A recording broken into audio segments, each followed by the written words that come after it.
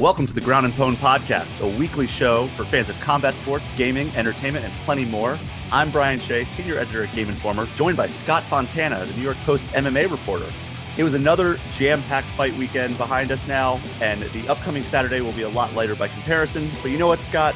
We've got fight heavy the past couple of weeks, and we'll probably be previewing 274 pretty heavily next week. So while we'll definitely get our MMA fix in today, I'm thinking we jump into video games first this week. I like it. I want to do that. I really do. You know, there's a lot of stuff going on. I don't think, again, nothing really earth-shattering in the world of video games. I think a lot of companies are prepping to get their E3, at least E3 period announcement, because I think E3 is canceled this year. But a lot of companies, I think, are going to be hosting those streaming events come June. So we're a little light on the gaming announcements, but we've got some things here. Sure. So what's happening? Because I'm not always as plugged into the gaming sphere as I would like to be. So like what's kind of the big thing that maybe happened in like recently?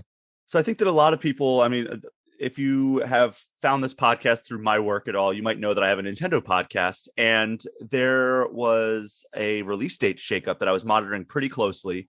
And the first thing on this most recent episode of my podcast, my Nintendo podcast, Nintendo, you can listen to that. You can listen to this one first, and yes. Or both at the same time. Induce madness in your own brain with my voice on stereo. So the Xenoblade Chronicles 3 is a big RPG coming out for Nintendo, originally scheduled to come out in September. And then early last week, Nintendo was like, surprise, it's coming out in July. And everybody's like, what? You moved the release date up? By 3 months? That's wild. So there's a lot of speculation of like, all right, well, what's going on? Like, why do they do this? And my speculation that I put on my last episode was, all right, well, they're probably clearing the deck for something that they're going to announce this June when they do their big streaming event. I speculated that it was a Wind Waker HD port because Breath of the Wild sequel got pushed out. I was just trying to put the pieces together, and we finally saw what that was on Friday. What was it, sir? I missed this. We got an announcement that Splatoon 3, which was originally a summer release, is slotting into that September release date for Nintendo. So they're kind of switching places. Yeah, it seemed like they flip-flopped that. But that was the speculation, was that, they're probably going to announce something big, or like, because I assumed it was going to be an open world game, because Nintendo seems to not want to have like multiple open world games hitting market around the same time. So I assumed it was going to be like Wind Waker, so that way you could play Xenoblade Chronicles 3, then lead directly into Wind Waker HD or whatever they think people are going to do with that. But like, Splatoon 3, September, I think it's September 9th is now the new release date, which, by the way, I don't know, like, I love Splatoon. I don't know what your experience with that franchise is, but like, it is such a fun game. If you like the Nintendo style approach to like action or platforming, it is like such an underrated campaign. And then also the multiplayer is a blast. Like, it's not about like how many people you kill. It's about like covering the map with your ink as much as possible. And if you shoot the opponents with your ink too much, they actually explode in your color ink. It's like you're running around just basically trying to make as big of a mess as you can. Right. Yeah, I played it a little bit. I played 2 in particular a little more. I didn't get to finish the campaign though. I really should go back to it. But yeah, I don't even think I got to play it multiplayer, because I don't have a lot of people that I play Switch with. So for me, it's kind of tough to like jump in with just like, I'm just going to play randomly. I'm not that type of multiplayer guy. Well, that's actually one of my biggest wish list items for Splatoon 3, because playing with your friends in Splatoon 2 is a giant pain in the ass. Like trying to coordinate with people to like join a lobby and then like carry over from game to game. Like I remember I bought that, and I reviewed it for us, and then we bought an extra copy for my then girlfriend, because she also really liked Splatoon, and we played it. We tried to play it together one time, and I was just like, this is not worth it. Like we just never played together again. It was such a pain to do it. But yeah, so that's the big like Nintendo release date shakeup, and I'm almost certain we're going to hear more about like games coming out this year, come June, because look at last year, Metroid Dread was like one of the big releases for Nintendo. We did not know that was coming until June of last year, so it's like there's almost certainly going to be some sort of surprise on deck for them. You know, I'm glad you mentioned Metroid too, because I think a lot of the speculation leading up to when we were going to hear about Metroid, the next Metroid, there were some people thinking it was going to be like Metroid Prime 4, right? Mm-hmm. I had never played the first 3 Metroid Prime games, but I've really wanted to. And I was hoping that they were going to release like a, like collection or a port of some sort of those 3 games. And they still haven't put that out there yet. Like, I No. really want that. Yeah, a lot of people really want that. Like that's one of the most wanted things on Switch, I feel like. And like the Metroid Prime games, I think that it's surprising to me they haven't, just because they announced that they had to restart development on Metroid Prime 4 like a couple of years ago because they didn't like the direction that the original developer was taking. That. So they switched over to Retro Studios, I believe, which is the company that did the first 3 Metroid Prime games. So they brought it back to the original developer. It's also the developer that did the Donkey Kong Country games, the newer ones, like Donkey Kong Country Returns and Donkey Kong Country Tropical Freeze. Yeah, I love Donkey Kong Country. Me too, man. You're talking to the right guy if you want to talk Donkey Kong Country. But I think that Metroid Prime Trilogy would make a whole world of sense, especially if we're still a couple years out from getting 4, because that's the one that everybody's been waiting on. Everybody wants that. Like that, they announced that pretty much the same year that the Switch released. I think that was the E3 after the Switch came out. They were like, "Yep, Metroid Prime 4 is coming," and it was like, "All right, well, we're probably just a couple years out." And then here we are, more than 5 years after the Switch released, and still have no word on when that game's coming out. If I had to guess, it's either going to be late next year or late 2024. But who knows? Because they might not even be making that good of progress on development. Yeah, I'll tell you, I actually have like a very tiny, like on Amazon, sometimes I make little wish lists to keep track of things, right? I don't know how many people go crazy with those, but anyway, I don't know, I'm looking at like maybe 7, but a lot of them are like gifts for my wife, gifts for my kids, that kind of thing. It's more that. But there is one particular category I have that's called Wii/GameCube stuff. Oh, okay. This list is now down to 2 items, and it's just the Metroid Prime trilogy for Wii, which when it's in stock, usually you have to pay like $100 for. And I think I have a copy of it. Do you? I need to look through my storage. I may be borrowing that at some point from you. I will send you money so you can mail that to me from Minnesota all the way to Jersey. And as soon as I do that, as soon as we put it together and like figure out this transaction to get you the copy of the game, they're going to announce it's coming to Switch. And it's not even going to be like a future announcement. It's going to be like tomorrow. But if that's the impetus that they need to get it done, I think we got to do our duty for everybody who cares and make that happen. So what's the other item on the wish list? The other one is the Wii Classic Controller Pro. Oh, wow. That's a throwback. Because I don't have, like, all I have are the Wii, the control Wii sticks and stuff like that. So it's not really going to cut it for a game like that. I feel like I would really need like an actual controller. So that would be the chance where I would finally get one. That is my entire list now. I really am just interested in playing that Prime trilogy, but I would much rather play it on my Switch at this point. So absolutely. Hopefully. So there's a couple of things I want to talk about. We're talking about games from the past, and I'm a big Sonic guy. Yes, you are. And there's a lot of big retro. There's a lot of retro love for Sonic, and they have Sonic Origins, which we've talked about in the past. I believe. I don't know. All my podcasts are. I don't know if now. We have on this particular podcast, but we'll go with it. It's okay. Okay, so Sonic Origins, for people who are not aware, gathers Sonic 1, 2, 3 and Knuckles and CD in one package. So just the Genesis games, basically, the Sega the mainline CD. ones, and Sega CDs. Okay, yeah, true. So what that does is it puts them all in the same package, makes it so it's super easy to access all of them. Which Sonic 3 and Knuckles has not been re-released super often because there's been some complications, we'll say, with the music. Oh, gosh, of course it's a music thing. Yeah, because Michael Jackson originally composed a lot of the music there, and then right before Sonic 3 came out, all those allegations came out, and they decided they did not want a game that was being marketed towards children to have a composer that was being accused of nefarious deeds towards children. I've never heard of this story. I don't know what you're talking about.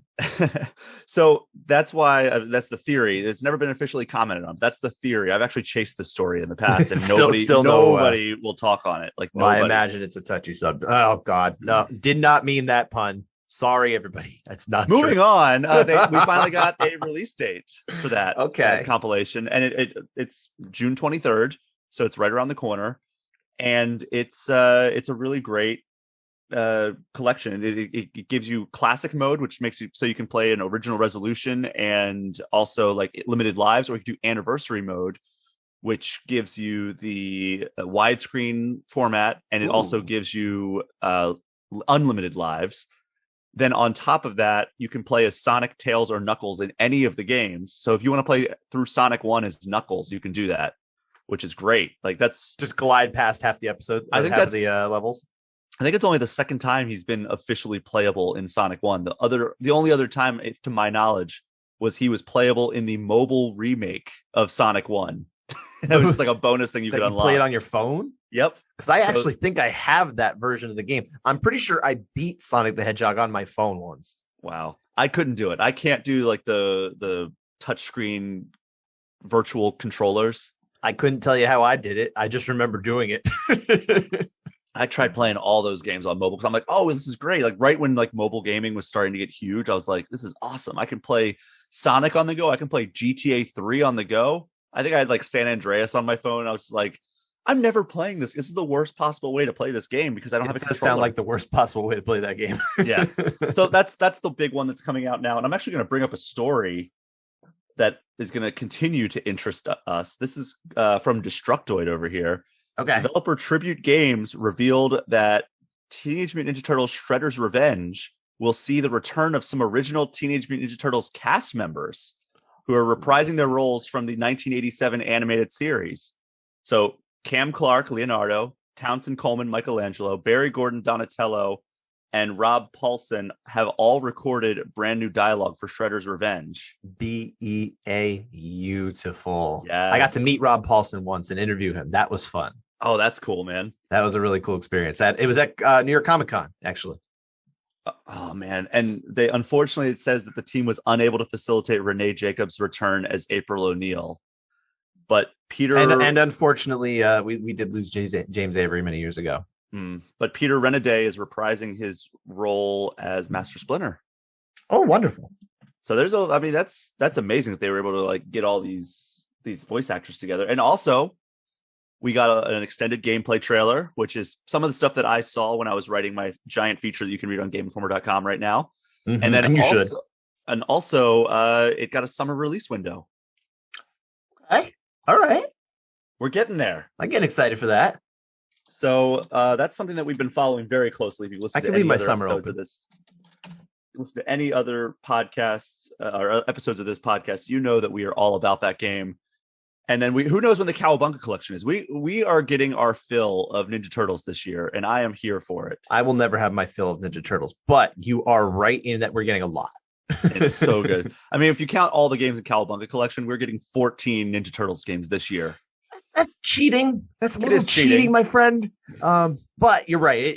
You got a lot of content there, especially if, let's say you're a listener who maybe you didn't live through the NES, Super NES, Genesis kind of era, maybe arcade or whatever, and you missed some of these games, and you're actually curious about stuff that you missed from, the millennial time, the Gen X time.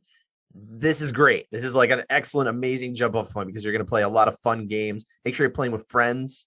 Get a buddy next to you on the couch. I know it's hard to get buddies together these days because, we'd rather just sit on our couches away from each other and do it on the computer, but on the computer, but I'm really excited for that one. I'm super excited for that one. I wanted to ask you too, while we're on the subject of Ninja Turtles, because I'm pretty sure we've talked about this, but I don't remember what your answer was. Have you seen any of the more recent Ninja Turtles series since the 1987 one that we saw? Nope, just the movies. I've kept up with all the movies, and unfortunately, I actually thought the second Michael Bay produced movie had some promise to it. The first one was just dumb fun, and I was like, I'm here for it. I hate the Turtles designs. I hated Shredder's design in particular. Yeah, I hated that it's like, oh, it's Michael Bay. Let's just make him look like a Transformer.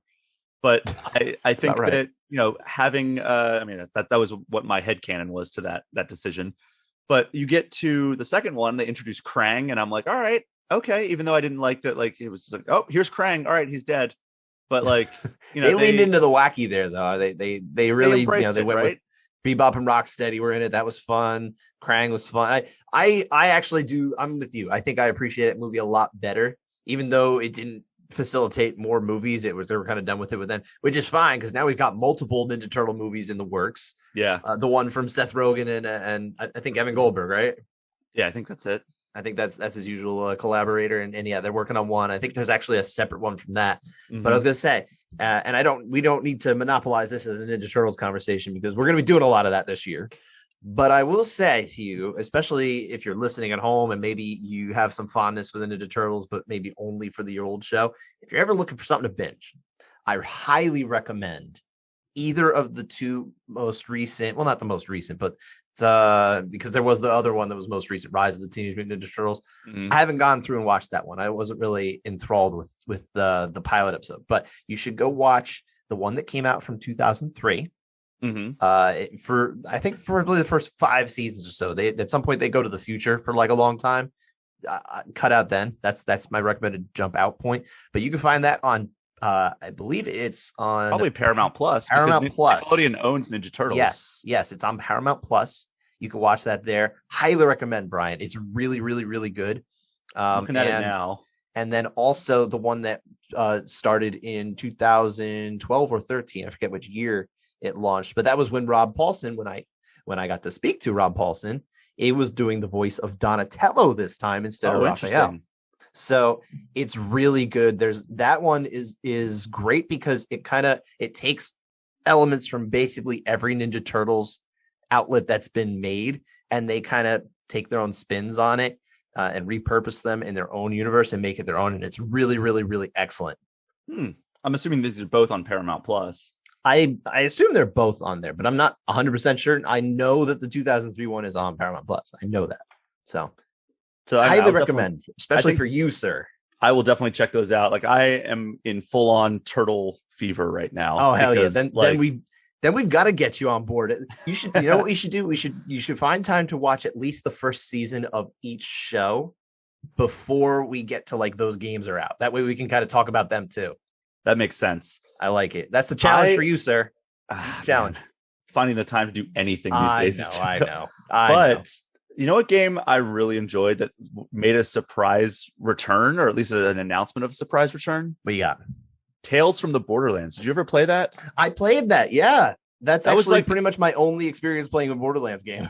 That was probably my favorite Telltale game, aside from maybe the first season of The Walking Dead. If you ever played that, like back in the day, like I'm not a Walking Dead guy, so I never did play that, but I do really like the Batman Telltale games. I actually kind of like those quite a bit.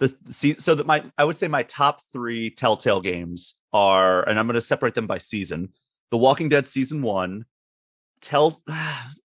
Batman season 2, and then Tales from the Borderlands. There's probably my top 3. Maybe the order subject to change, but those are maybe my top 3 Telltale games. But anyway, Tales from the Borderlands got a surprise second season announcement because Telltale, shut down a few years ago. They kind of reconfigured and they're working on The Wolf Among Us, but it doesn't seem like they're actually involved with Tales from the Borderlands 2. And I don't remember, like, how long has it been since the first Tales Borderlands came out? Was it 2015? Is it that more recent? I almost thought it was earlier, but yeah, I think you're probably right.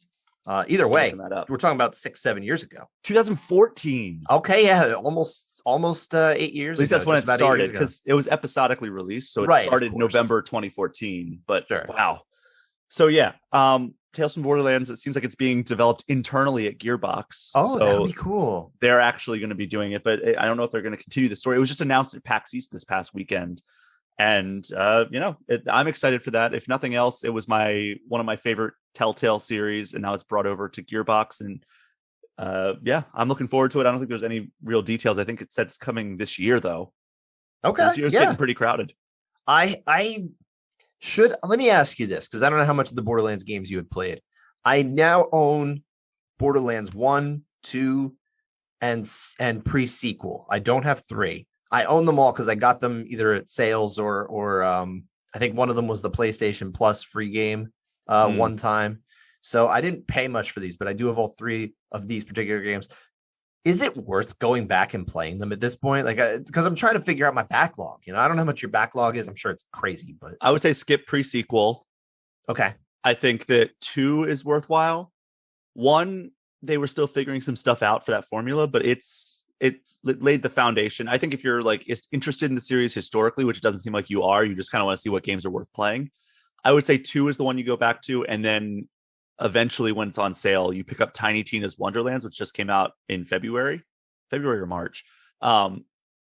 and you play that. That's basically like you can play the Borderlands 2 DLC as well, because that almost serves as a prequel to Tiny Tina's Wonderlands. I was gonna say I must need some sort of base for that, right? No, Tiny Tina's Wonderlands is just basically the Borderlands gameplay formula, but wrapped in an in-universe D&D campaign. So Tiny Tina is like this just maniacal 13-year-old girl. She is like leading this D&D campaign. It's called Bunkers and Badasses instead of Dungeons and Dragons, and she's the bunker master. But it's like a fantasy setting, so you're going around, but you can get like guns and cast spells and everything. It's really fun, but you want to play at least Borderlands 2, I think. I guess that makes sense. Sure. Yeah, I'll have to keep that in mind. But there are some other games we want to talk about really quick here, and then we'll move on to the MMA portion of this show, because we do have multiple multiple cards that we need to talk about. 4 by my count that we want to touch on at least a little bit. There's UFC, there's PFL that from last Wednesday. There's two Bellators from the weekend. There's the PFL from last week. There's the UFC from Saturday. That's not even including the boxing match, which we're an MMA show. We don't really get into boxing much, and I actually didn't watch it. So there's no ground and pound in boxing. There is no. It's not even any pwned in there. Yeah, and we do have. Well, I mean, I don't know. Dillian White seemed like he got pwned pretty hard. Yeah, but we also have UFC Vegas 53 to preview a little bit here, and some PFL this week too. But here's something that kind of, before we jump over to the other side of the fence. Yeah. Marvel's Avengers, a game that I had such anticipation for, a game that I was looking forward to so much. I was willing to look past all the crappy demos that they were giving beforehand. I was willing to look past the live service shenanigans that everybody was concerned about. I was like, no, what are you guys talking about? MCU is like near and dear to my heart. We've talked about this on the show before. I am such an MCU nerd. You are much more than me. I just want a really high quality Marvel game starring the Avengers. I want to go to a movie, watch the Avengers, just kick ass, beat the hell out of Thanos, Ultron, whoever they're fighting at the time. And then I'm in such a mood to come back to my house and play a AAA Avengers game. And because of that, I was so excited for this game, regardless of all the negative buzz. It came out. I had a blast with the single player. I think that the single player is absolutely worth playing through. But then the live service BS just completely killed the momentum for the game. Like, people had so many problems with the multiplayer. Like, I've actually told PR that they like not PR themselves botched it, but like Square Enix botched this. Crystal Dynamics botched the launch of this game so badly, because if they just launched a single player game, do the GTA 5 model, launch a single player game and say, oh, we have an online multiplayer component coming in the near future, and like that'll be a separate thing. We're just going to make sure this single player experience is as good as it possibly can get, as engaging as it could possibly get. I actually told somebody at Square Enix, I was like, look, if you guys did that, this game would have been received so much better. People would have loved this game. And then later on, you say, all right, well, we're going to continually update it with more heroes, like they have. They've released Kate Bishop. They've released Clint Barton, Hawkeye. Both of them are Hawkeyes. And then they've released Black Panther and Spider-Man as a PlayStation exclusive.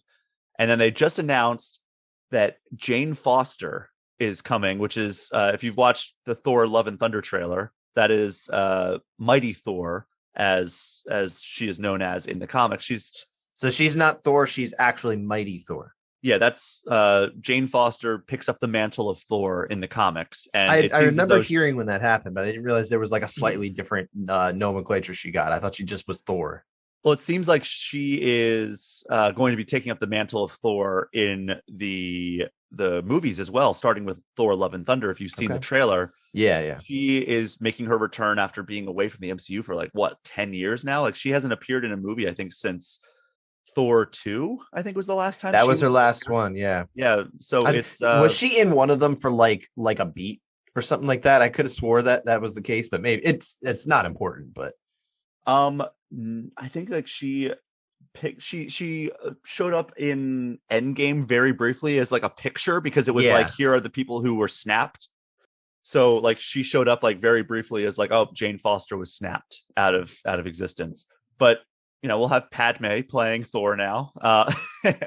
Natalie Portman is the MCU's Jane Foster, but she is not the Marvel's Avengers Jane Foster. I don't know who Marvel's Avengers Jane Foster is going to be, But basically, like, they keep doing these character releases, and the Black Panther one was actually very cool. It was like a full-on expansion. You got to go to Wakanda and like fight new bosses and everything. And then I think they realized that they completely ran out of momentum and completely have run out of player interest, because there's still a very, very small community devoted to this game. But Square Enix is not going to continue investing in a game like this that is just dying on the vine, right? Like, there's such little player interest, and it's got to be one of the greatest flops in video game history. Like, they kept it alive for over a year with new content and everything, and just every time it came out, some players said, oh, maybe I'll check that out sometime, and they never did, because the game shot itself in the foot by trying to be this microtransaction fest, trying to be that, like, oh, you can get this one costume with this character when you get them, like, all the heroes are free. Yeah, but if you want them to look cool, or if you want them to have like these cool emotes or anything, like, you got to pay money for that. Or like they release these characters and they look kind of like off-brand MCU characters, and then they're like, oh, but if you want the MCU outfit, you got to drop like $20. That's like, no. What, $20 for one skin? I mean, it was expensive. I don't know what the exact like price was, but basically, like, they shot themselves in the foot so hard with the way that they approached this game, and player interest has dropped off so sharply. So they announced in like a blog post, they're like, here's like our update, and they said Jane Foster's our next hero, and everybody's like, what, you're still putting out content for this game? And people have been, but no, the community has been waiting and waiting and waiting for a roadmap for 2022. Here we are at the end of April, still no roadmap. And guess what, on the Reddit post about the Jane Foster announcement, one of the community managers I saw went in there and said, oh, our roadmap, we're not putting a roadmap out now. So that does not bode well. That does not bode well for the future of this. However, there was a data mine or a leak right when the game was coming out that listed all these heroes that were coming out eventually for Marvel's Avengers, and it included a bunch of characters that were very similar to existing characters. So I wouldn't be surprised if they already have those player models done. All they have to do is just kind of, like when you play Super Smash Brothers, there's Samus, there's Dark Samus, there's Zero Suit Samus, and they all have slight variations on the character, the base character. Right. So they're variants of that same character. I wouldn't be surprised if they have War Machine queued up. If they have, I'm trying to think of who else would be like a palette swap of characters. We already got 2 Hawkeyes. She-Hulk, because she would control similar to regular Hulk that's already in the game.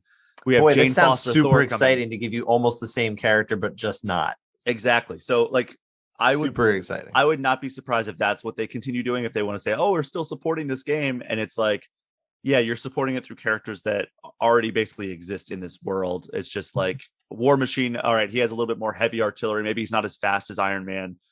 And then same thing with She-Hulk. Maybe she's a little quicker. Maybe she is a little bit more nimble than Hulk. But like, it's a shame, because I really, really wanted a great Avengers game. And that single player campaign, I will stand by, is very fun, but it's all the BS that game is wrapped in. That's just such a turnoff for me. And then, we got 2 operations, which were like smaller story campaigns for the 2 Hawkeye characters. We got a full-on expansion for Black Panther. So that's when I was like, all right, now we're really ramping up. We're crushing it now. So teasing you. And then Spider-Man came out, no story missions whatsoever, no in-game cutscenes whatsoever. It was just, in-engine cutscenes. So it was like, all right, we just have Spider-Man in the game now, and he's only on PlayStation. That's not surprising, though, because it is just on PlayStation. I imagine because you're kind of limiting the base to which people can access it is maybe they didn't want to go to the whole work of making all that stuff. I don't know. No, I'm just absolutely. kind of spitballing there, right? Absolutely. They just wanted to get Spider-Man in the game, and Sony, who owns the rights to the character, was probably like, you know what? We are going to allow it, but just for PlayStation. And then that, of course, limited the scope of which Crystal Dynamics and Square Enix probably wanted to invest in this character. So like, all right, well, let's just create a character, get a voice actor. I don't know who the voice actor of this was, but it wasn't any of the established Spider-Man voice actors. It wasn't Yuri Lowenthal, who does Spider-Man for the Insomniac games, which, by the way, maybe the best superhero games of all time. You've played those, I would right? push back on that, actually. That could lead to another debate, because You're we're going to thinking talk about Arkham Arkham. City? Yeah. Oh, yeah, the Arkham series. I love. I would take Spider-Man over Arkham at this point. Sir. But you're a big Batman your guy. Little rant here, but we may have to get into this. You're a big Batman guy, though. Like, I am. I'm a big Batman guy too. I mean, come on, you're talking to a guy who was an extra in one of the Batman movies. And I'm always jealous of that. Yeah. And I was the one who, when Avengers was coming out, I was more excited for Dark Knight Rises than I was, and Man of Steel than I was for the Avengers. Because I thought, and this is very funny to look at in 2022, I thought the Avengers was going to be a freaking mess. I thought there was going to be yeah, it does look funny now. I thought there were going to be too many cooks in the kitchen. I thought it was like, oh my God, how are you going to bring together all these storylines? Like nobody had ever done it before. Nobody had ever brought together all these heroes. The closest we had to that point of all these storylines converging into one thing was Spider-Man 3. And look how that movie turned out. So I thought it was going to be a repeat of Spider-Man 3 where it's like, all right, we have these things going on. And then all of a sudden this thing's coming in. And it's like, I thought it was going to be a mess of storytelling. I was like, how are you going to fit all this into one movie? And they did it. And I was, after Man of Steel, I was like, maybe I'll jump over to the Marvel side of things. And I got caught up on everything that I had missed. So I'd kept up with the Iron Man movies, but I didn't really. So you weren't watching all of those Marvel. I was watching all those Marvel movies at the time. That's funny. I had seen Captain America. I had seen Iron Man 1 and 2. And I believe I'd seen the Edward Norton Hulk. I did not see the Thor movies before seeing Avengers. Okay. And then I watched Avengers. I'm like, oh, I'm going to watch the Thor movies now the one. Yeah, I think it was just the one before that. Actually, I'm looking at the order now. Yeah. So I went back and watched that, and then I just kept up with the MCU ever since. And of course, I've kept up with all the DC stuff as well. But like, I was an MCU guy from then on, I think. Okay. But yeah, I not to interrupt your little rant there. Of course, I didn't mean to steal the thunder, but we're definitely gonna have to talk about that in a moment. But I do want to ask you, like, because I only played a little bit of Marvel's Avengers from Square Enix, and honestly, it was just a demo. Mm-hmm. I couldn't get into it, and I don't know why. Like, it just kind of trying to put myself in the shoes of when did this game come out? 2.5 years ago now. 2020.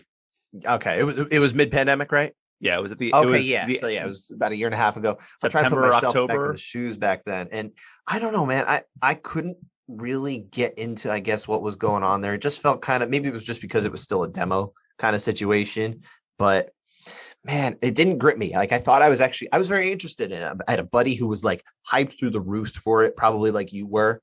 Mm-hmm. And I couldn't get into it, even with the prospect that we could have played together. I was just like, you know what, pass. And I'm kind of glad that I didn't, because it sounds like now that you're a little burned by the fact that they didn't really support the game in the way that you were hoping they would. Well, here's the thing. At least in the direction you hoped they would. I wrote it. Man, I covered this game from the start of the campaign. I mean, I didn't write our initial reveal of it because I was actually at an appointment whenever it was officially revealed, I think. All right. But I went and saw the original demo at E3 2019 when it was revealed.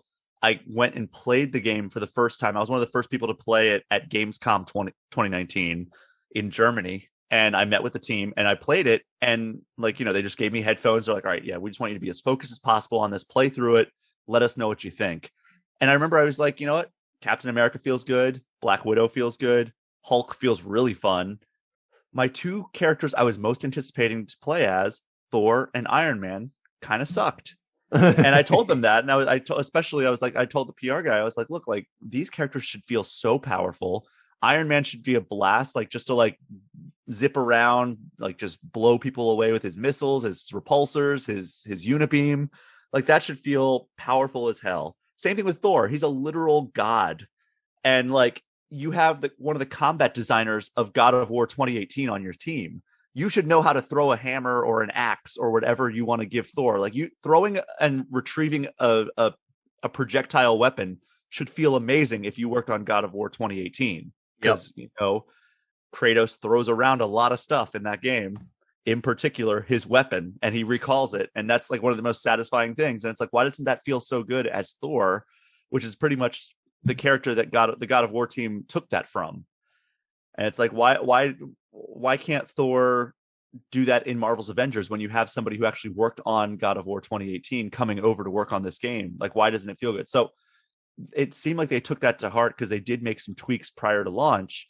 But then it came out. I remember I wrote a feature and I was like, all right, this game's actually looking pretty cool. Like they showed me another story mission for that feature. And I was like, this game is looking like it actually could rule. And then it came out and I really enjoyed the single player. But then the multiplayer stuff was just like a slog and just the same missions over and over again. But I remember asking the head of Crystal Dynamics in the lead up to it. I was like, hey, what's the cadence at which you're going to release these characters? And he said, I think people are going to be surprised. Like he was like indicating it was going to be fast. But then the game came out. And they had, I think the first update, like the first patch they put out fixed like 2,300 issues. Like it was a huge patch. At this point, I basically expect that with new games. Like I'm very burned by like new games and just like the fact that there's always these bugs and things that need to get ironed out. But that was the thing where they announced we're delaying our content that we were going to plan for. Like we were planning on putting out content like very early on, and they delayed it because they wanted to make sure the game was fixed, which goes back to my original point. They should have just released it as a single player game while they got the multiplayer issues ironed out. So it was mostly multiplayer issues is what you're talking about. I think a lot of it was because it was like characters would just be like clipping through walls, and like the balancing didn't feel right. The servers were unstable. The microtransactions were unreasonable. So I think that like a lot of the stuff was centered around the multiplayer / live service component of the game when it launched.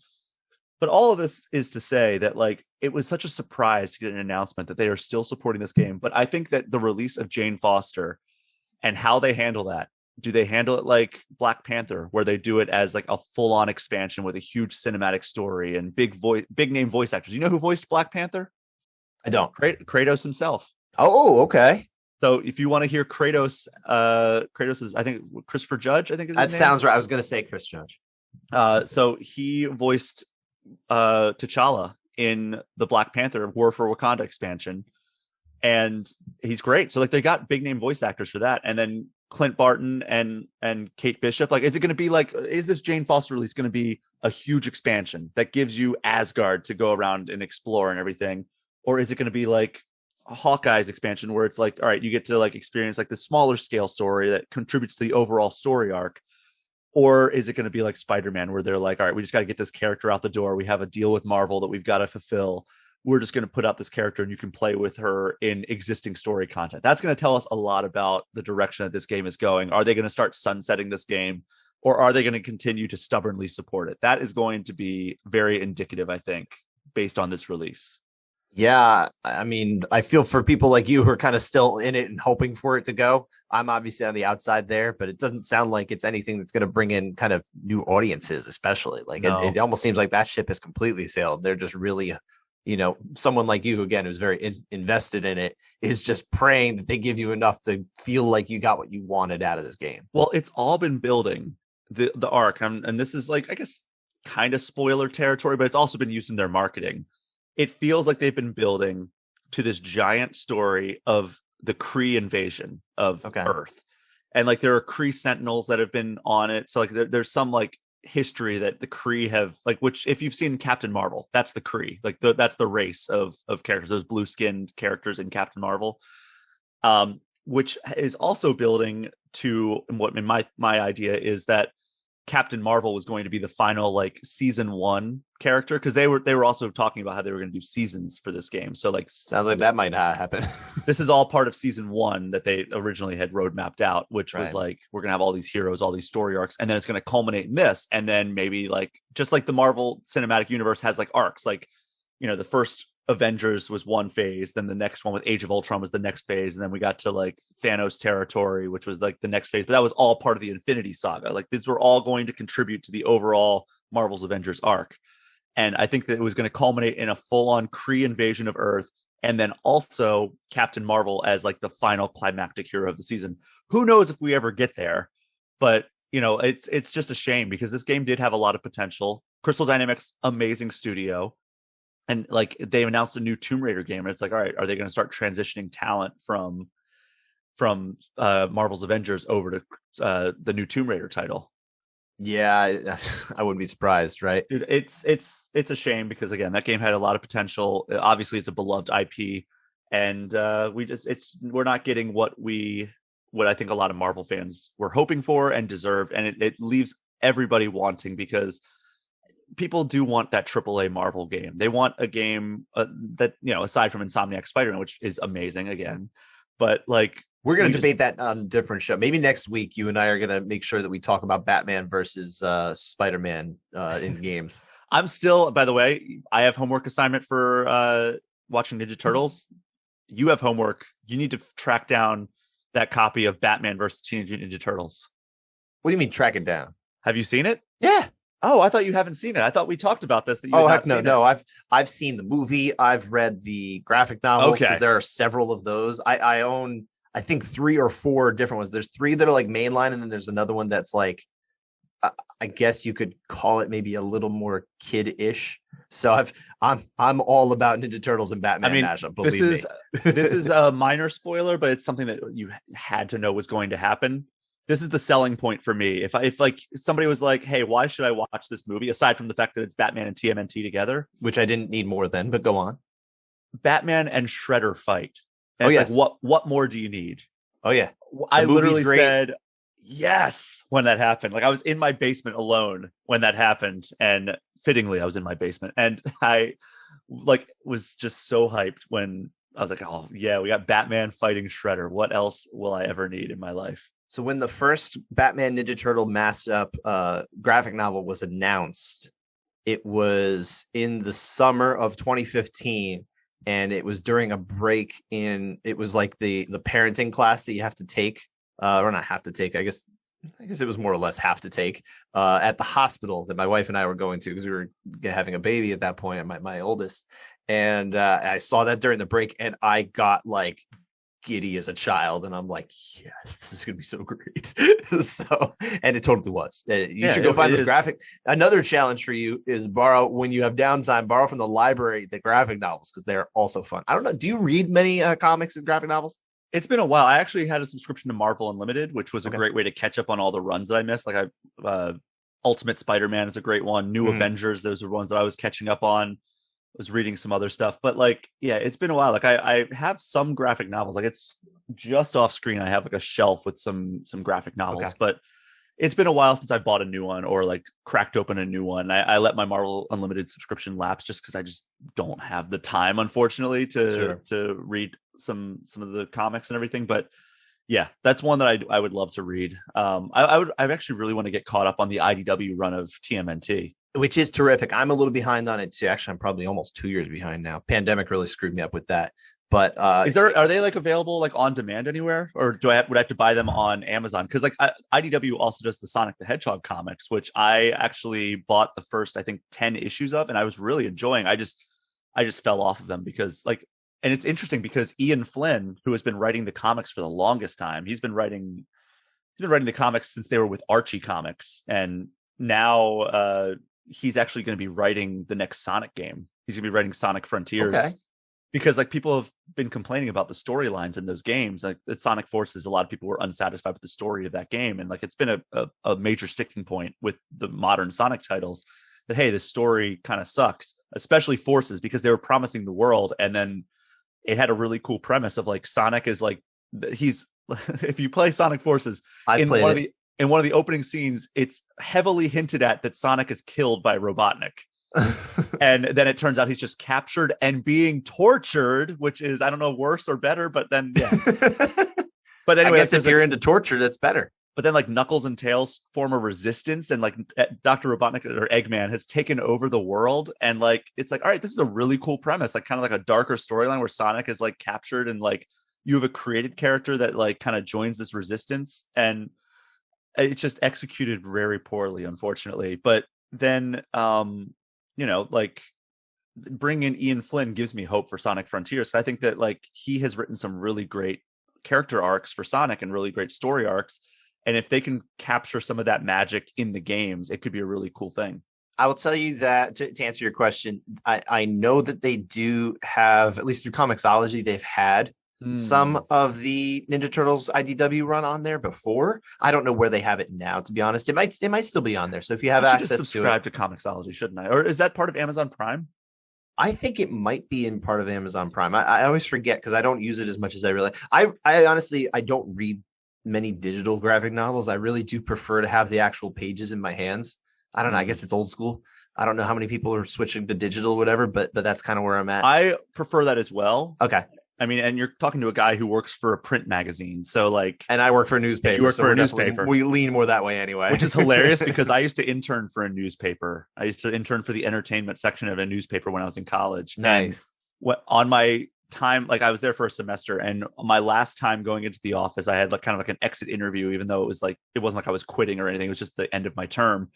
And my editor was like, you know what, you're very good about this. You're very passionate at this.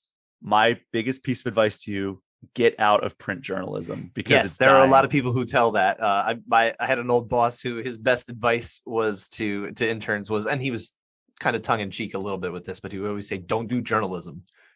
No, she specifically said print journalism. And then here I am working for a magazine, and here you are working for a newspaper. Yes, and I've actually tried to track her down to be like, hey, like, what are you doing now? Like, and I can't rub it in her face. No, I can't. I wanted to catch up because it's been that was 2008. So yeah, here we are several years later, several decades later. I wanted to point out too, because we were talking about Jane Foster and Thor and Natalie Portman before.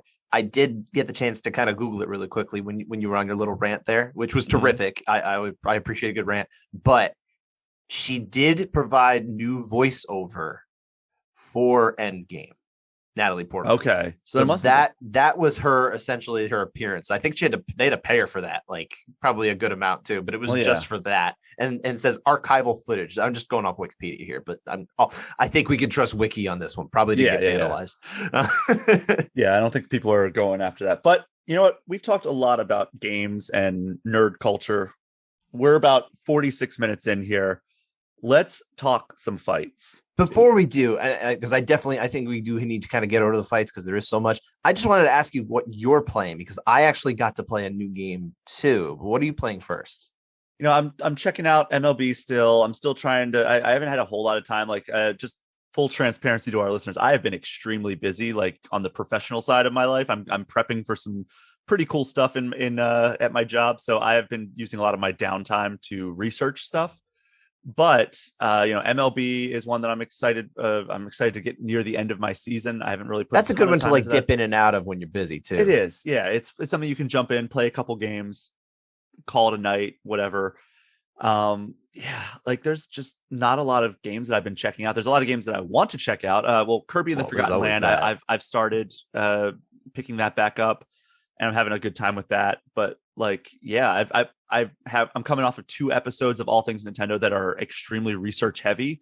I had to research like the history of A Link to the Past, and I had to research another franchise that's celebrating a major anniversary. So those are very research heavy. I have some big projects on my plate. So unfortunately, a lot of my downtime has been spent in the books, literally in the books, researching and then digging up old PDFs of old magazines covering these things. So I was doing some of that last 2 summers ago, actually. Yeah. So that has been a lot of my downtime, unfortunately. But when I do have gaming time, actually last night I was playing some other games that again were probably considered research. So we'll actually keep those close to the vest. Keep close to the vest. That's fine. I got the chance finally, and I kind of almost forgot about this because I've been very busy myself, but I went to my my mother and father-in-law's beach house last week for a night. We took the family, and I brought along my Switch, and after everyone went to bed, and after I kind of finished doing a little work prep, I had interviewed Aljamain Sterling last week. I was kind of getting ready for that. But I had a little downtime, and I finally started playing Super Mario 3D World, which, as you know, Brian, I bought when it was on sale a few weeks ago. Not Bowser's Fury. I'll do Bowser's Fury second, but I'm going to start with Super Mario 3D World. Play that after the main game. Yeah. That sounds right. Like it seems like it should be A then B, right? But I was enjoying. I got through the first world. That was fun. I'm totally about it because it definitely has that kind of like, that Super Mario 64 kind of feel to the levels and that kind of thing. I really like that kind of thing. But they're linear. Yeah, exactly. Like there's exploration and there's a lot of puzzles and like secrets to find, which I really appreciate. But all the levels have a defined start point and defined end point. So it's like a hybrid of like the traditional 3D Mario formula with the old school like point A to point B Mario formula. As much as I like Mario Odyssey, I do feel like Mario at its heart really ought to be that kind of linear kind of platforming style. It just feels like that's what Mario is. You know what I mean? I think there's 2 types of Mario, but for me, because you and I grew up in the 80s, we played Nintendo, we played Super Nintendo, these things. So we remember those games more. If you're a little younger, maybe those games, I don't know, maybe they have less meaning to you, the platforming, linear, 2D especially types. I guess for me, it's just that's Mario. So to have it 3D plus the linear aspect to it, and I was really into it. I was really enjoying it. I'm definitely going to pick that up and play it a little more. Maybe I'll play it in front of my kids. My kids always enjoy watching me play Mario games now. So By the Yeah, way, that is I mean, I don't know how much into gaming your kids are, but that's a good game to play with kids because you can play they co-op. they have trouble with the controller still. My oldest still struggling with kind of like the coordination of kind of the holding the controller. He's a little behind where I was at the same age, but in time, I'm sure if he's interested, he's also not super interested in gaming in general, which is fine. He's all about building and all that kind of thing. My youngest, I think, is going to be the gamer. I think he's actually going to be a gamer, but he's still young too. He's only 4. I'm interested to hear what you think of Bowser's Fury in particular, knowing now your Mario preference. And the reason for that is it is the gameplay of Mario 3D World. So like the same movement, same move set, same power-ups, but applied to an open world. Okay.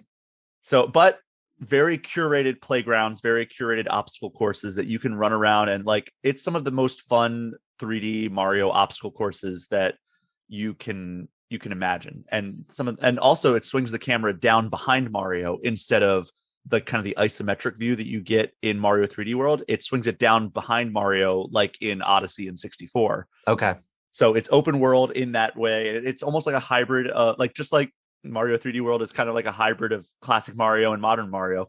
This is like taking like Mario 3D World and Mario Odyssey and kind of meeting in the middle. Okay. Or I'd say maybe Mario 64, but it's like one giant open world. It's not like you have to jump into a painting or you have to like get in your ship, your Odyssey ship and take like jump to another world or anything. Right. Like you literally can just start and then go. And like as you complete more progress and everything, it does open new areas, but you can just jump on the dinosaur and swim over to them.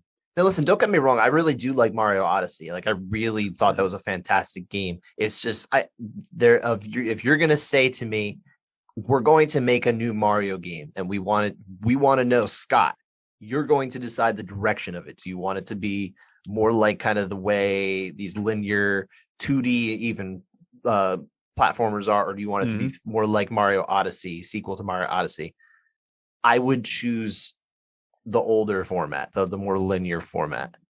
And I love the Mario Galaxy games too, by the way. Those I'm huge on, both of those games. It's just I want Galaxy 2 on Switch so damn badly. Mm-hmm. Like they put Galaxy 1 out as part of that Mario 3D All-Stars package. Yeah, which I got. Is now delisted. Yep, I made sure to get that because I knew it was only going to be out for that limited time. So I'm like, boom, get it.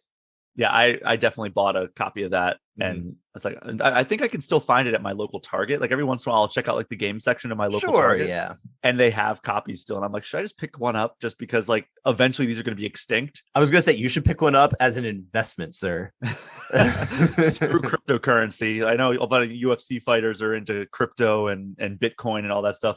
My investment is old Mario games. Hey, look, I have all my Pokemon cards from when I was a kid, right? And I think I told you this. I'm still so jealous. I sold my Blastoise and we're talking first edition Blastoise. We're not talking about, shadowless without the first edition logo. We're not talking about just the regular line print. I'm talking about first edition Blastoise. It's lightly played. I post a billion pictures of it on eBay. I made it very clear what this was. I described it well. Sold it for $1,100. Hell yeah, that's awesome. That was great. That was way more than I ever paid for all of my cards combined. So that was harkening fantastic. back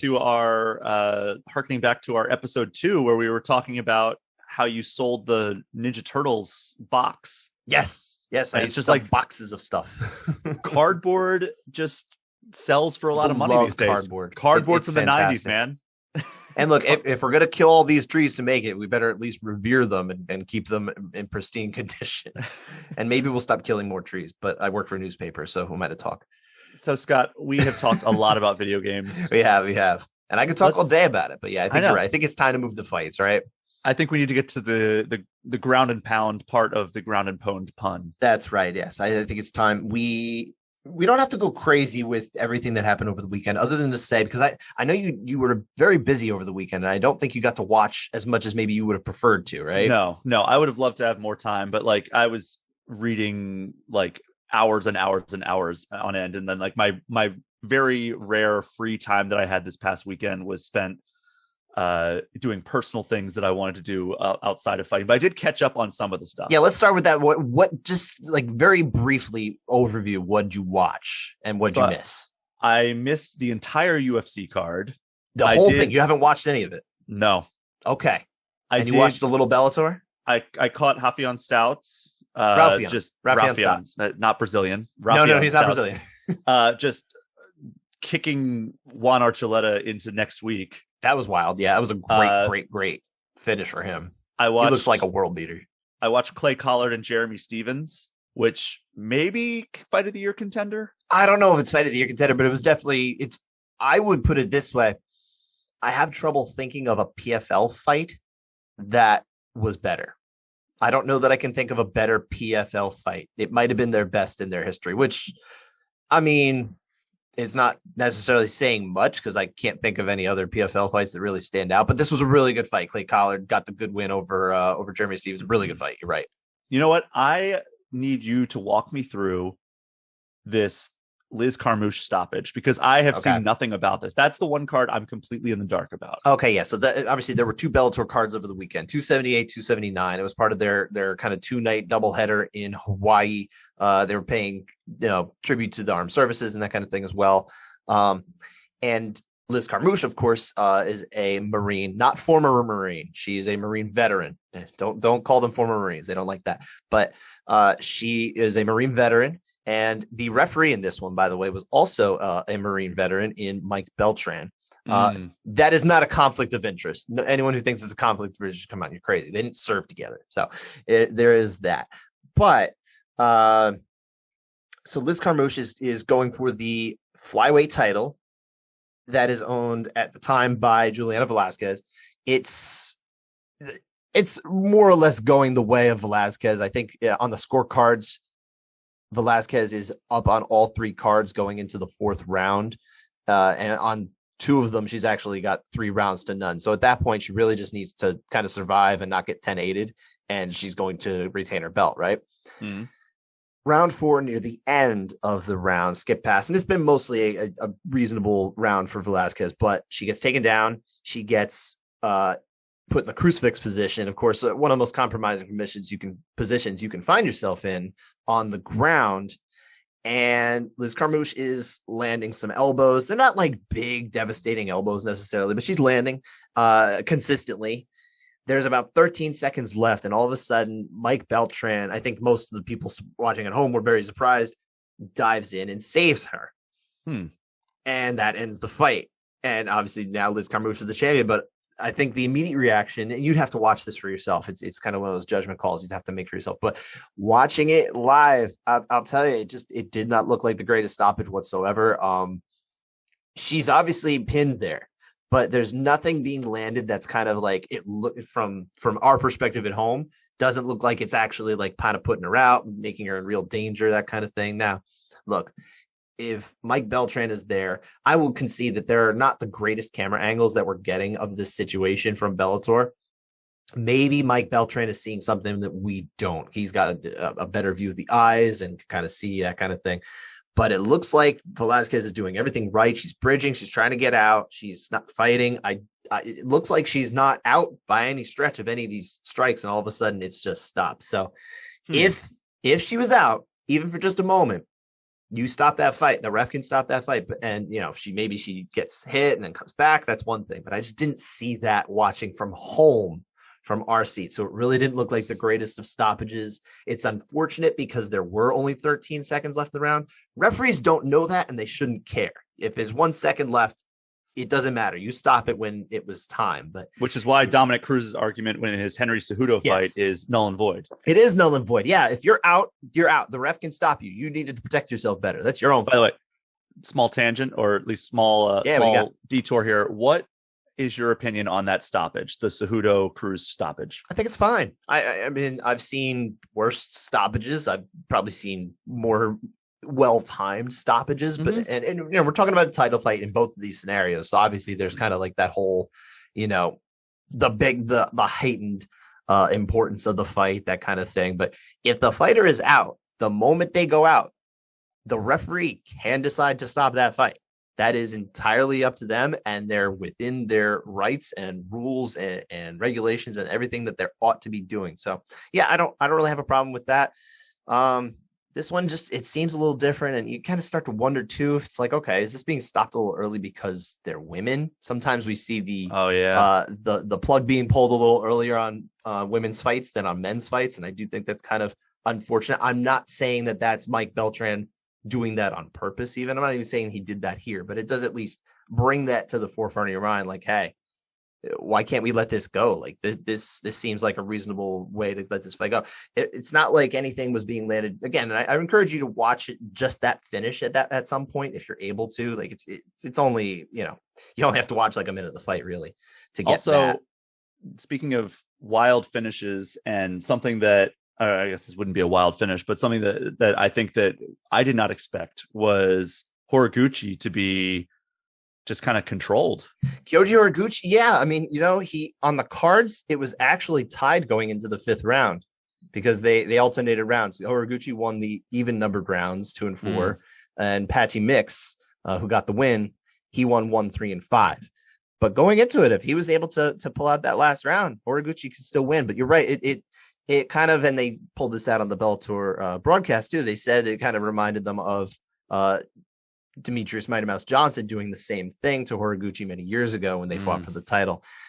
But what this did is it kind of highlighted the fact that, yes, as much as I think Horiguchi is a very impressive fighter, still, maybe he's just a little too big for bantamweight, or a little small for bantamweight. Yeah. He really should be a flyweight. Which is unfortunate because Bellator doesn't have a flyweight division. I know. He's kind of in the wrong place. Like, he really ought to be in the UFC again. It was a shame he actually didn't stay there, because I think he could have ended up being someone who would have given, especially Henry Cejudo, maybe some problems at flyweight. Could you imagine Horiguchi getting injected into the UFC flyweight division now with how exciting it's getting? Oh, that'd be a lot of fun. I would love to see what he can do there, but I think it almost feels like a pipe dream. So I actually just went back last night and rewatched Figueiredo Moreno 2. Okay. Because I wanted to rewatch the finish and remind myself how Moreno sunk in that choke. Yeah. And God, Moreno just looked so sharp that night, and Figueiredo looked like he just had nothing for him. Yeah, he definitely didn't look right. I think if you watch the first and third, not to get too far on this tangent, but if you watch the first and third Figueiredo Moreno fights, I think it's plainly clear over the course of those 10 rounds which fighter is better of the two, and I do think that's Davis and Figueiredo. But I think that obviously you cannot take away from the fact that Brandon Moreno absolutely blitzed him in the second fight. He owned that fight almost from the start. But to get back to Bellator on the weekend, the Grand Prix is looking pretty solid. I don't know if you got the chance to watch the kind of the wild card bantamweight Grand Prix fights that they had. There was Danny Sabatello came out as a winner, and so did Enrique Barzola. Danny Sabatello, did you watch that fight? No, I didn't. Okay, so Danny Sabatello. That was on the first night, right? Yeah, it was the first night. Yeah, but just imagine if Joe Pesci had a kid, and he ended up being a really awesome wrestler, and he talked like Joe Pesci in Goodfellas, and that's Danny Sabatello. Painting quite the picture here. I've already made a fan for him out of you, I think. Yeah, I'm on board now. You got to hear him cut a promo. He's really good. But he definitely just sounds like Joe Pesci. You can't get away from it. I'm interested to see what he can do, because he's got this wrestling style that I think is going to be able to give a lot of people problems in this tournament. So he could be, I would say, of the outside, the norm picks, he's definitely my favorite. But I still look at this tournament now, because I was going to say Horiguchi, I think, would come out of it. I think Raufeon Stotts did enough to really impress me as someone who's actually going to go on and win this. Yeah, was this kind of his big, obviously he's a known entity within the Bellator circle, but do you think this is going to be, this tournament, his big coming out party for mainstream MMA fans, kind of like the featherweight tournament was for AJ McKee? I think it could be. I don't know if he's maybe he is the same type of charisma that AJ McKee. He's got some charisma, man. Yeah, no, I'm trying to decide. I think he's fantastic. I think the world of Raufeon Stotts, especially now, because a win over Juan Archuleta, former bantamweight champion of Bellator, fantastic fighter in his own right. To beat him the way stopped, right? It was stopped in the third round. Now, actually, I'm saying he's never been stopped before, right? I don't think he had ever been stopped. At least by strikes. Maybe I'm trying to think back. Yeah, actually, I think you're right, but I can pull it up while we're talking. Juan Archuleta, though, I mean, he really took it to Patchy Mix when they fought a few years ago for the belt, and they're not, one of them is still going on, and it's Patchy Mix. So there is something very special about Juan Archuleta. The fact that he was able to, or that Raufeon Stotts was able to finish him the way he did with a head kick knockout. It was some follow-up elbows too, but he was really done. He was a bad way after that one first strike landed. Yeah. That was like Juan Archuleta. His first career loss came in World Series of Fighting, which is the precursor to PFL, in 2015. He was only 5-1, so this was very early in his career. But yeah, only other time he'd been stopped. But it was with strikes? No, it was a submission. Oh, okay. So yeah, he'd never been stopped by strikes, though. Correct. Yes, this is the first time he was stopped by strike. But I mean, shoot, if you eat a head kick from Raufeon Stotts, I can understand why now. Yeah. But he definitely looks like the favorite in the bantamweight Grand Prix, which is a super cool tournament, even without Sergio Pettis being in the mix because he got hurt. They made the interim title be for Raufeon Stotts fight, actually. Raufeon Stotts and Juan Archuleta. So now he is the interim bantamweight champion. I think it's a stupid thing that they decided to put an interim belt in here. Why don't you just give it to the winner of the whole Grand Prix? But whatever. It almost was like a total afterthought. So it's like, why'd you have to do it? It seemed pointless. Yeah, it I don't know. I still stand by like whatever, because like whoever emerges from the tournament is going to be facing Sergio Pettis in like the final boss fight type of situation, because that's ultimately what the interim title is going to be, is like, this is your golden ticket to a title fight, which is the same thing as the tournament itself. So it's like, that's what I'm saying. It's I guess it guarantees it. I don't know. Superfluous, but whatever. But the only other thing that happened at Bellator that maybe you missed too, you didn't watch the Saturday night, right? No, I didn't. I just caught up on some of the stuff, but I know about Cyborg and Blencowe. So Cyborg, look, if you didn't watch it, yes, Arlene Blencowe went the distance with her. She couldn't get finished. Cyborg looked fantastic. It's just that she didn't look like the typical Cyborg where she absolutely just crushed her opponent. I think the bar for her is set much higher than it would be for a typical fighter, especially because we did see her finish Arlene Blencowe. I think it was last year, actually, was the fight. Yeah, it wasn't long ago. This seemed like a very weird rematch to run back. I'd rather see Kat Zingano than Arlene Blencowe, to be honest. Yeah, but it sounded like Kat Zingano wasn't necessarily ready for the fight too when she was ready to. So that's on Kat at that point.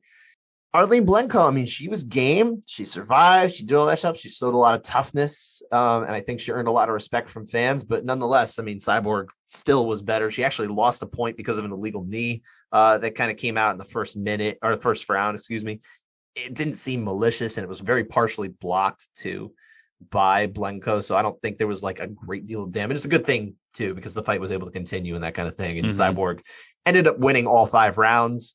Clean sweep. She just lost the point in the first round, so it was 49-45 on all cards. But yeah, I think at this point from Cyborg now, we're just waiting for someone to give her like a real test. Like going the distance with her that's a Pyrrhic victory. Like it doesn't mean anything. We need someone who's actually going to give it to her. The only woman we've ever seen really do that is Amanda Nunes, who beat her in like 88 seconds or something like that. So yeah. We need, and we don't even know what would have happened if that fight kind of kept going a little longer too. So or a rematch. Exactly. We never got that. Now Cyborg essentially passed on that because there wasn't enough monetary incentive. She, for whatever reason, it wasn't that she didn't want the fight, which is what, we always hear from a certain executive in the mixed martial arts world, that she didn't want the fight. I don't believe that she really didn't want the fight. She couldn't showed up get what she wanted for the fight to happen, which I understand. She showed up after her fight was with Felicia Spencer, where she had a shirt on that said Cyborg Nunes 2. Yeah, I think like after, and then she never fought in the UFC again. Or what was her last fight in the UFC? Was it Megan? That was Felicia Spencer. Yeah, that was the last fight on the contract, and then she moved on to Bellator because Bellator was willing to pay her what she wanted and what she was worth, and she has a pre-existing business relationship with Scott Coker. I can understand it. She never has seen eye to eye with Dana White. You know, it was really just, I think she did it because it was the right thing to do for her career, raise her profile and show that she could do it. And, you know, I credit to her. But, you know, she did actually at the end of the fight on Saturday, she did mention, you know, she wants to give fans the fights they want. She did mention Kat Zingano. Hopefully that actually puts together, because that's a realistic fight that can happen and probably should happen, because it's someone we haven't seen her fight. Just in and of itself, something for Cyborg. Yeah. But then also she did mention Kayla Harrison. So that's up to the forces of PFL and Bellator to come together on some sort of co-promotion thing. You hear all the chirping from PFL saying they want it, but it sounds like from Scott Coker's perspective, he's saying like, no one's called me. Yeah, I heard that interview, and he was just like, yeah, they're going on social media, but they're not coming to me. Yeah. It's like, that's how you get these deals done, is you actually come to me, and I'll help you like figure it out. Like that's what it seems like he's saying. And if anybody knows that, it's executives like Pete Murray and Don Davis. They come from the executive world more than necessarily the fight world, you know, sports and that kind of thing. They've worked it, but it's still, you know, more boardroom than, you know, the gym, so to speak, you know, until they actually do reach out to Scott Coker and stop doing it on like social media. It seems like clout chasing. It seems like they're just trying to get Kayla Harrison and PFL's name in the mix alongside Bellator. But until they're actually taking those actions and those steps, it's probably just to get their names out there. And you have to think that Kayla Harrison is absolutely adamant in wanting the fight with Cyborg. She really wants that fight. It sounded like there was kind of a matching situation where she wanted to sign with Bellator. PFL had matching rights, and then she's back where she is. She wanted the Cyborg fight. She really wanted it. She's tired of, it sounds like, kind of just fighting whoever PFL is able to get to come over there. She really wants the Cyborg fight. So who knows? I really hope that happens, but for that to happen, it might require Cyborg's contract to run out with Bellator and her to decide to move forward. I don't know. Maybe that can happen. Maybe it can't. I don't know. So I actually, before we move on from this weekend, there were two things that I saw. We got to talk about UFC too. I would say there are two things from the UFC card that I did see. Okay, what'd you say? First one was I saw Andrade finish over Lemos. With the arm triangle choke. Was fantastic. Standing very arm impressive. Triangle. I don't know how many grapplers there are listening to this, but man, I was hyper impressed with that. I couldn't believe it. I went through the whole gamut of like, oh, is she going to get it? No, she can't get that. That's a hard one. Oh my God, she got it. It was crazy. Andrade is extremely impressive as a fighter, like just overall, because she has like that one hit knockout power. She can latch on a wild submission like that. But that wasn't the thing I really wanted to talk about. What did you want to talk about, sir? I wanted something that happened over the weekend kind of surfaced old wounds. And that was Mike Jackson getting kicked square in the nuts by Dean Barry. And then Barry goes online or post-fight press conference. Well, he had his eye gouged out. That was part of it. And he goes, oh, he took the easy way out. And I don't know why in this stupid sport, and I say that with love, stupid sport, why is it that the people who are fouled are always blamed? Like, look at Aljo. And then look at this. And it's like people are like, oh, he took the easy way out because he couldn't continue after getting violently fouled. And then it's like, why are we placing the blame on the victim here? Like, and why is the other fighter saying, oh, he took the easy way out? Like, what, he took the coward's way out. It's like, you know what? The easiest way to avoid somebody not taking the quote easy way out, don't foul them. And that does sound like a good start point. But I'll tell you, I do think that the Twitter community has generally checked Dean Barry on this. They've pushed back, and he really just needs to stay off Twitter probably for a few days and just delete the app. Like, it's okay, it's easy. I thought I saw somebody actually said that he deleted his account. Yeah, you don't have to do that. You could just, you can literally just take the app off your phone or put your phone down or go, I'm sure he's traveling back to Ireland and that kind of thing right now. But dude, just chill. Like, you don't need to be on social media. But I'm just getting increasingly tired of fighters getting fouled violently, whether it's Aljo, whether it's Mike Jackson. I don't care what your opinion is of them as fighters. There were a lot of fouls. I think it's just whether you're Vadim Nenkov and Curtis Blades or not Curtis Blades, Corey Anderson. Yes. But that was a very much just a freak accident kind of thing. That was his head happened to go where Vadim Nemkov's head happened to go while trying to avoid the elbow from Corey Anderson. So that was just, it could have happened anywhere. And a lot of these fouls are just like incidental and that kind of thing. These, if you commit 3 fouls in one round, you're doing something wrong. I'm sorry. Dean Barry's really got to learn from this fight. Yeah, doesn't sound like he has necessarily the mindset that wants to learn right now. Maybe his coaches will check him. Maybe he'll figure it out between now and then, but not a great start. Having said that, Mike Jackson is not a UFC level fighter, and yet he has had 3 fights in the UFC, which is way more than some really excellent fighters have gotten before. So that's kind of weird. And 2 big name wins. Career. Yeah, well, one of them was taken away. He had a marijuana test positive, which is stupid reason to take. Wait, was that his CM Punk fight? Yeah. Oh, I That's didn't realize an official win. It's not an official win, and CM Punk doesn't have an official loss from it, but we know what we saw. Neither one of these fighters is UFC level, and that's not a disrespect to Punk. He was a huge underdog to Dean Barry, so now he has an official win over him. Yes, he does. But I will say, you really should take the time to go back and watch all the finishes from UFC, my friend, because it won't take you very long. And there's some fantastic ones. Claudio Puelles, he got a knee bar again on Clay Guida. I mean, there's some good chokes. There's all sorts of finishes out there. I think it's worth your time. I did see the knee bar. I completely forgot about that because Clay Guida is my man. Like I love Clay Guida. I'm sorry to hear that, but you know, it's he's okay. 40 years old. He's getting near the end of the road. I've learned heartbreak as a UFC and MMA fan. I get it. But no, it's worth your time to go back and watch those finishes. It won't take you that long. But let's look ahead to this weekend with the UFC, and that's UFC Vegas 53.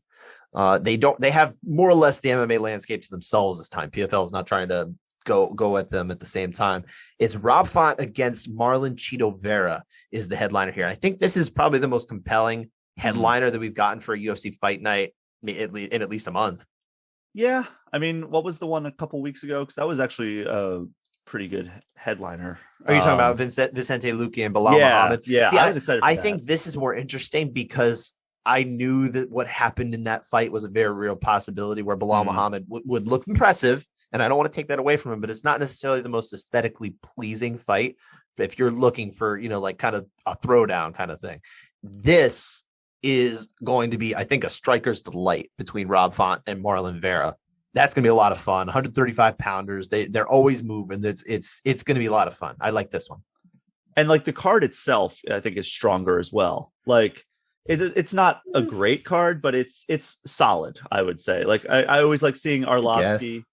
I always like Andre Feely, Darren Elkins. Oh my God. Darren Elkins is appointment viewing. You have to watch him every time. And he's fighting Tristan Connolly.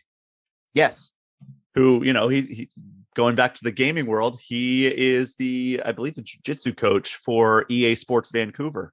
Is that right? Yeah. So like all the guys who work on the UFC video games work closely with him to actually learn jiu-jitsu. Ah, interesting. And then Gerald Mearshart, love that guy. Is Tristan Connolly the one that I blame for the way the submission minigame works, or is that I think that's just EA? the complexities of jiu-jitsu trying to translate to an Xbox controller. I know. I try not to fault the developers at EA for that because I don't think the nut's been cracked yet to get an actual compelling and interesting and engaging mini game for submissions. Maybe the answer is not a mini game. I don't know. It's so difficult to like think of a way to do it outside of like, all right, you have to like use the sticks to actually manipulate the joint or sink in the choke the way you would in like you have to do it in certain motion. That's the only thing I could think of that could be more compelling.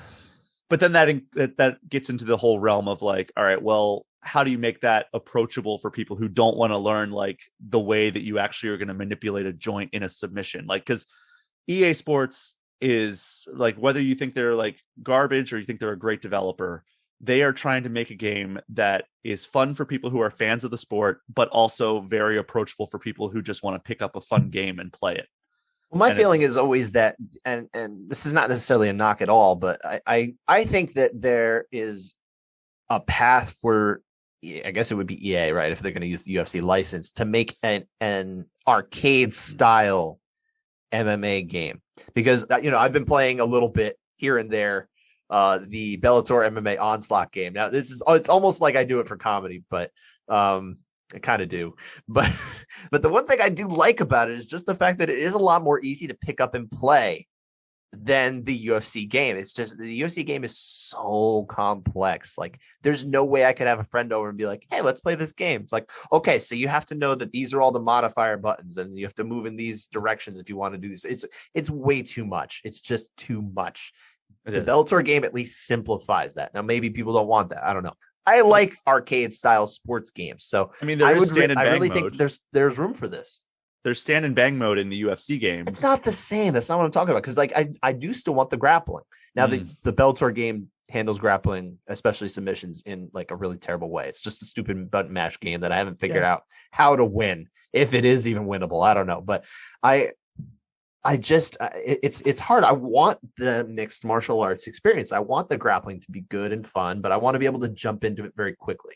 You know what I mean? I think there's ways to get there, and we just haven't gotten there yet. But I do think the answer to that is an arcade style game, and look, there's room for it. We haven't had one in a long time, and the last one was a crummy Bellator game. I believe EA Sports UFC 4 does have easy mode for grappling, where like you just say what you want it to do, and it takes into account like your attributes and your stamina and everything. It does. So that might be. I'm just saying from like a perspective of wanting to have a friend over who doesn't know anything about EA Sports UFC, and you want to just let them hop in and enjoy the game. Like that's a way to level the playing field there. It's like, oh, I don't know like the button combinations and the stick movement that I need to do for the like. I think it's actually just like easy grappling is like the mode that you can put it on. But what I really want to is I also want like the UFC version of, let's say, NBA Jam or did you ever play WWE All Stars, which came out for PS3, Xbox 360, like, back in that time, right? We're talking about like 11, 12 years ago.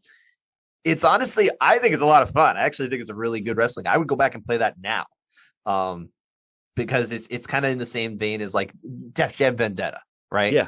Where it's much more, it's like that wrestling game, but it's also much more arcadey in that sense. And I really like that. I kind of want a version of that for MMA. I think we can get there. I really do. We could model it off of Def Jam Fight for New York, which is I'd still say is the greatest MMA game ever. It's a very fun game. I love that game so much. But so I think back to the fights though. Yeah. Font and Vera is a fire main event. I think that's going to be a lot of fun. Can I just tell you though, I talked to Marlon Vera last week, and I found out he is like in no way a gamer. Like even growing up, he really didn't play games. I was not for everyone. He's more of a like go outside experiences kind of guy. Like I respect that. What a weirdo. He's anti-game. It's just not his thing. No, I get that. And also we got Alexander Romanov and Chase Sherman, which unfortunately is the fill-in here, but it got delayed to this card. Yeah, and I'm excited for Romanov.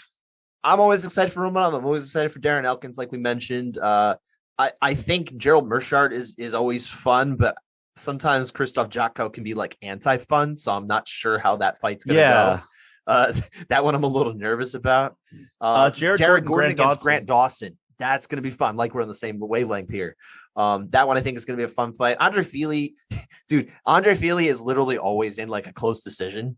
Yeah. And it's not because he's good or bad. It's just like, for whatever reason, his style just seems conducive to these fights. I don't know anything about Joe Anderson Brito, his opponent. I haven't dug in deep with him, and I don't remember him off the top of my head. According to Tapology, he is ranked in their global rankings significantly lower than Fili. So he was a Contender Series guy. Okay. Is what it is. And he lost his first fight to Bill Algeo. Bill Algeo is a really good fighter. So that's not. But this isn't exactly like a huge step down. Fili's a really good fighter. He's getting a tough draw here. I don't remember if this was like a last minute change or anything like that. But really, this card, like, it's fine. I think it's a perfectly fine UFC. But I'm way more interested in the main event to this one. I do think at least the main event can kind of carry it in a good way. For sure. That is a very good main event, and it's going to really set the table for the next bantamweight wave of contenders, really. Yeah, for sure. Did you, by the way, and I think we're just about to wrap up here, but did you watch PFL last week, or do you plan to watch this week? So I watched just the main event last week, the college season. Yes, we know that. That's right. What a fight that was. You didn't watch anything else, though? You just I watched nothing else. Okay. This week upcoming, I don't know if I'm going to watch anything. I mean, I guess I don't know if I'll have anything going it's on. On Thursday this week. Last week it was Wednesday. This one's Thursday. They just can't keep the appointment viewing, can they? And not only that, the PFL 3 the following week is Friday. So they're moving it every week. And on Friday, May 6th, it's going against Bellator. Although actually Bellator is earlier in the day because it's taking place in Paris, France. So, right, so you can stagger them, but But next week is the fun one for PFL. It is. It's actually a solid one. This one, Bruno Capoloza. Honestly, it's not that much fun though, right? Or Bruno Capoloza's fine. Like there's some names on here, but there's no matchups that I'm like really excited about. Like Brendan Loughnane, definitely a great fighter, but like. Sure. Am I gonna like set aside a Thursday evening to watch that? Capoloza, Lance Palmer is always good. Kyle I'm sure Bochniak, I'm gonna watch, but I'm more embedded honestly, in that world than you. I think Bochniak Jenkins might be the fight I'm most excited for. Sure, he's fun. Bochniak's always fun. But he could kind of get out wrestled by someone like Bubba Jenkins. Got some UFC outcasts on this card, like Bochniak, like Cleetson Abreu, who's a former UFC guy. Boston Salmon. You got some former UFC. Shayma Moraes, yeah. I mean, there's certainly capable fighters here, but is there anyone that's necessarily like, if you're not already going to watch it, like I am, especially, like, is there enough for you to tune in? It doesn't sound like there is for you. It's going to be one of those things where, like, if I find myself at home on Thursday night and there's nothing going on, maybe I'll flip on ESPN Plus. Sure. Yeah, but Capoloza is the one. I'm very interested in Capoloza. Saturday night is the one that I'm going to definitely watch, the UFC fights. I think that's definitely a card that I'm excited for. And I definitely that main event, but there's some other fights and like names on that card that I'm really excited for as well. What would be your ideal night for PFL to, like, let's say they had to pick a regular night. What would your ideal night be? Wednesday wouldn't be bad. I like it too. I like the Wednesday idea. Yeah. I think that when we were watching fights, 12 years ago, right, on Spike TV, there used to be Wednesday night fights. That was like not regular, but like when they had a fight night, it wasn't on a Saturday. It was almost always on a Wednesday. And I thought that was a really good night for it. It is. And it distances itself enough from Bellator and from UFC that it kind of commands its own spotlight at that point. Whereas if you're in Thursday and Friday, you are really kind of playing with like the pre-show hype of those other cards that are exactly like, it's PFL, a little too lost. I know that like we don't want to really take for granted that Bellator is the number 2 promotion right now because they are, but at the same time they're losing some ground. I think they might be, but I tell you what, and not that this is the measure of everything, but sometimes I'll look at like Google Trends. Google Trends you can use on the web. Anyone can do this, and you just plug in a couple, items to see what people are searching. And if you just look at Bellator and PFL. Like obviously, certain nights it'll spike because of, one has an event or one doesn't, or one certain weeks and that kind of thing. But generally speaking, PFL has a significantly larger share of like Google interest. And I think that's telling. Yeah. I mean, I think that PFL still had I think number 2 is there for the taking if PFL can really get its act together. That's fair to say. But I think that Bellator is still the number 2 promotion here. But one more thing before we wrap up today. Yeah, what do you got? Just some stuff that like some odds and ends here with Henry Cejudo. We mentioned him earlier in talking about him kind of what a fight against Horiguchi would look like, and then also talking about his stoppage against Dominic Cruz. Yeah. He's starting to make more noise on social media. And now that he's in the testing pool. He does like to do that. Now that he's on the testing pool, it actually carries a whole lot more weight. Like I used to just ignore all the trash talk he was doing on social media because it's like he's retired. He's retired. He's not in the testing pool. He couldn't fight this Saturday if he wanted to. And he still now that he's in the testing pool, he's at least on the road back to being able to do that. For sure. Both he and his manager Ali are talking about wanting to fight Aljamain Sterling, which is a much more realistic fight because he's the former champion of that division than him trying to challenge Alexander Volkanovski. Sure. And I don't know how much I like that because the bantamweight division is as exciting as it's ever been. And Aljo is coming off this rematch with Petr Yan, rightfully winning that fight. And now he has a line of contenders, and we're just going to have Henry Cejudo jump back into the mix. What I do like about the idea of him, Aljo, getting to face Henry Cejudo is the fact that, technically speaking, Henry Cejudo is essentially the linear champion at that division because he never lost his belt. He never lost it. I mean, he has a win over TJ Dillashaw. Does that transfer? It's a different weight class. I don't know. I'm not exactly sure of the rules necessarily. A lot of arithmetic we're doing of here. The linear title at that point. But realistically, there's a case to be made that Henry Cejudo rightfully is still the number one bantamweight in the world. If you at least put the two of them together, it eliminates that. And then it gives Aljamain Sterling's case as, let's say, his legacy, that kind of thing in the sport. It certainly is going to elevate him. That's a big fight for his career is Henry Cejudo here. I think it's a bigger fight in terms of what it means for him than if he was to fight someone like Jose Aldo. Then he was to fight, I don't know. Look, Jose Aldo's he has a much better resume, but Jose Aldo right now is still not Jose Aldo from 10 years ago at a different weight class. He's looking pretty damn good though. Of course. But I think he's looking better than anybody anticipated he would look going down a class. Henry Cejudo is much closer to his prime. He was the champion at this weight class very recently, was never defeated at it. I think it means a lot if he can get that win. I really do. So I can see that, but I don't know. Aljo doesn't seem to necessarily, because I spoke to Aljo last week, like I said, and actually you can read now on nypost.com, my feature on him, how he was able to get his mother out to his fight while he was trying to cut weight. And it was kind of an ordeal. He actually had to get involved in the process more than he wanted to. It was kind of fun. But Aljo, he really doesn't seem necessarily like super hyped for any particular contender. It almost sounds like he's just going to, whoever's ready for him in, if he returns in late August, September, or something like that, he seems to lean that way. He's not committed to it, but Aljo did chirp back at Cejudo though a couple of times. Oh, he's been all over social media too. This one Saturday when Cejudo tweeted, "I'm coming back for these tomato cans and I'm gonna right the wrong. Aljo lame, you the number one contender, bitch." And then Aljo retweeted LOL and LOL. And then when MMAfighting.com reported on it, Aljo said, "If he wants to lose one of those C's, I'll gladly demote him. Let me know when you're serious, champ." Nice. So, I mean, it seems like he's at least playing interested on social media, which, because, of course you have to. Aljo's savvy. Yes. He's honestly, he's engaging with all hands. Like he's got Aldo on the one side. He's got TJ Dillashaw, right? Needleshaw, all the names he's been throwing out at him. He's got options. Wasn't my favorite wordplay nicknames. Dillashaw was good, honestly. Yeah, it was. Even though it was more needle, I think, but it kind of works. I'm just saying.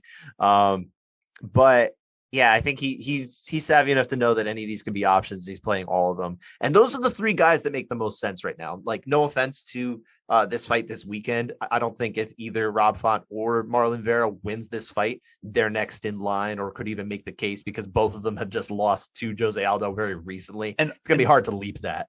Also, none of them have the name of a Dillashaw, a Cejudo, or an Aldo. They've never won a belt. Yeah, these guys have all won the belt. Former champions. I mean, all legends in their own right. Sure. So it would make. Could you imagine though if and even Dominic Cruz is on the fringe there too. Imagine if Dominic Cruz was able to get back to that point. I think Cruz is one win away from. It's another former champion. It's a very hard kind of obviously clogged up thing, but I don't know that Henry Cejudo coming back is the bad thing for that, unless he wins and he starts getting kind of like, I want to move up to 45. And he will. The problem as soon as he wins back that belt. I don't care. Although I could see him wanting the Aldo fight for legacy, because then he could say he has a win over legacy. But think about it. He would have a win over Demetrius. He'd have a win over Dillashaw, even though it was a depleted Dillashaw, but still win over Cruz. And then he could say he had a win over Aldo. Like, then he could say, "Hey, I just beat the best 145 pounder ever." And then he could go up and challenge Volkanovski, and that's his claim to being able to challenge for that 145 belt. I see the logic. I just don't think he's going to go with it. That's kind of my 2 cents on it. But that makes sense. But I think that he's going to always chase the money fight at this point in his career.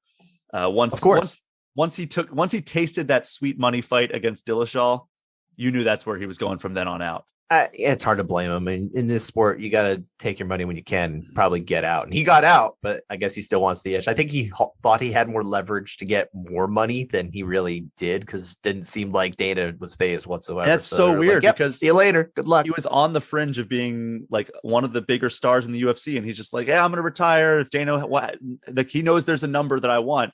And Dana's like, oh, wish him well. But he is still a big star. Like he credit to him. He turned this whole cringe triple C thing, doubles, all that stuff. He turned it into a real thing. And I think it still resonates even after he left. It's almost better that he left, because then there was kind of the absence makes the heart grow fonder kind But of imagine if he kept defending that belt, and he was a reigning champion in this stacked 135 division. Does he beat Peter Yan? Does he beat Aljamain That's what we Sterling? want I to don't see. know. That's the question. But yeah, we will see. And only time will tell. But you know what, Brian? I think we covered it this week. That is our show. If you like what you heard, dear listener, be sure to subscribe to the show on Apple, Spotify, YouTube, wherever you're listening to this. It makes us grow. And while you're at it, would you kindly follow our social handles at Brian P. Shea and at Scott_Fontana on Twitter and Instagram. Thank you so much for listening. And if you want to reach us with questions, feedbacks, topics, whatever you want to tell us, hit us up groundandpwnedpod@gmail.com or at groundandpwned on Twitter. Until next time, enjoy the fights, enjoy the games. We will talk to you next week.